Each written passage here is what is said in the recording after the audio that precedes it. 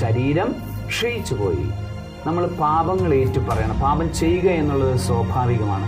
പാപങ്ങൾ ഏറ്റുപറഞ്ഞു കഴിയുമ്പോൾ നമുക്കതിൽ നിന്ന് മാപ്പും മോചനവും സ്വാതന്ത്ര്യവും വിടുതലും ലഭിക്കുന്നു.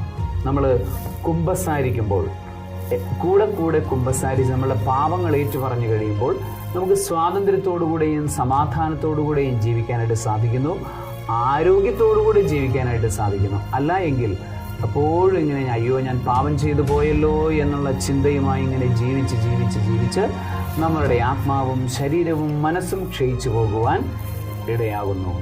ആകയാൽ നിരന്തരം കുമ്പസാരിക്കാനുള്ള കൂടെ കുമ്പസാരിക്കാനുള്ള കൃപയ്ക്ക് വേണ്ടി നമുക്ക് പ്രാർത്ഥിക്കാം. സർവശക്തനായ ദൈവം പിതാവും പുത്രനും പരിശുദ്ധാത്മാവും കൂടെ കുമ്പസാരിക്കാൻ നിങ്ങളെ അനുഗ്രഹിക്കുമാറാകട്ടെ. ആമേൻ.